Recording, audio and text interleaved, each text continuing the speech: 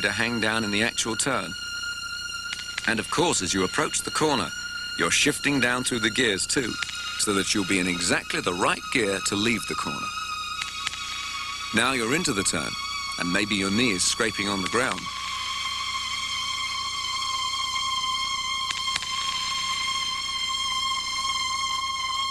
But then as you go through the turn, you want to get the power on as soon as possible.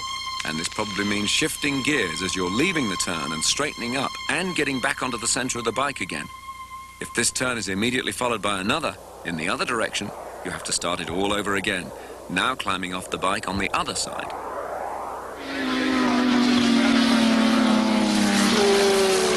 In a race, you're doing all this, braking with your right hand and right foot, operating the clutch with your left hand, changing gear with your left foot, as you're leaning over, climbing out of the saddle, straightening up, steering the bike, and all the time the other guys are trying to get past you. It demands tremendous concentration.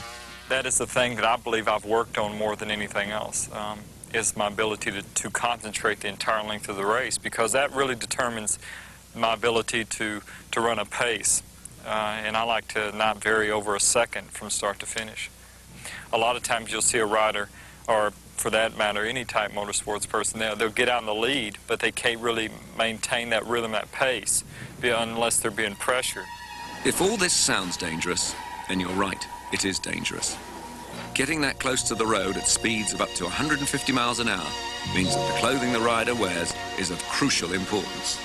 The only kind of support the riders wear is a back support, which shows the kind of strain that's put on them as they heave some 300 pounds of rubber, metal and fuel around.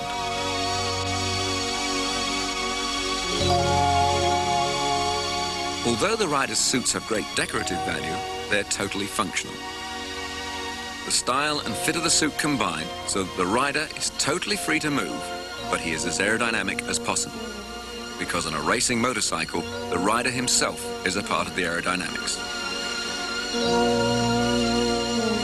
Many materials have been tried for these suits. In an age of plastics, you'd think a synthetic material would be best. But so far, nothing has beaten leather.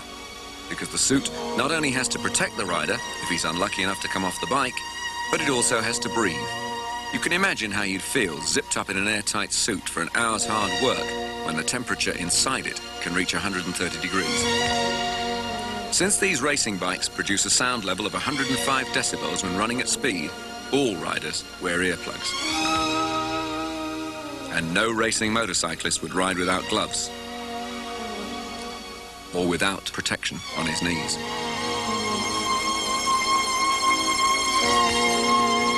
The helmet is also crucial to the rider's safety, and again, his aerodynamics. The latest helmets are of synthetic materials, an energy-absorbing styrofoam liner surrounded by a tough fiberglass and epoxy laminate shell. This will be the first Formula One practice of the afternoon. Last call, Formula One practice. Benjamin moves on up to the... Qualifying or practice sessions are usually misunderstood. Meticulous records must be kept, because practice is not like a javelin thrower practicing his throw. It's more like trying different javelins. Most of the riders know the tracks like the back of their hand, so what they're doing is concentrating on 4 areas. Getting the right tires for the particular track and working them up to the correct temperature. Making sure the carburetor is set right with the right fuel-air mix for this track and its atmospheric conditions. Getting the right gearing. This is the relationship between the engine speed and the road speed of the bike. The bikes have 6-speed transmissions and 4 variations for each gear. That's 144 possibilities without even touching the overall gearing. Last but not least, we've got to get the bike to handle right. This is not like a street bike where the factory gives you a good average setting for the springs and dampers. These bikes are fine-tuned for every individual track and rider. What was right for last week's track may be too hard or too soft for this week. And a big part of the rider's skill is in knowing what changes will make his bike handle better. Having set the bike up to his satisfaction, the rider's main concern is now his own performance. For myself, I enjoy being in front. in my younger years, for example, 10 through 12, 13 years old, there were times when I'd be leading a race, a dirt track race, and just slide down or something where you just lose concentration because you're not being pressured.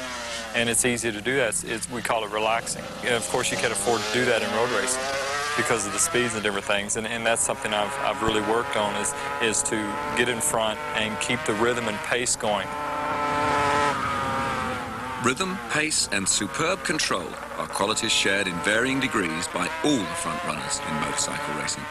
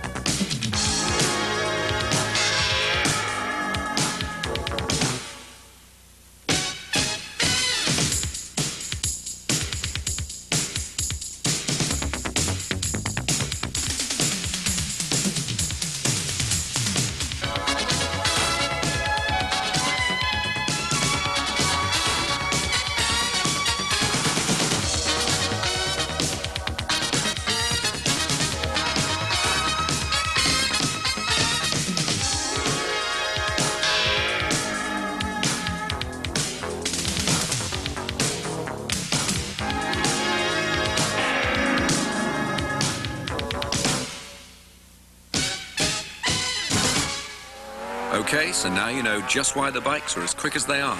Let's remind you how they compare with other high-speed transportation.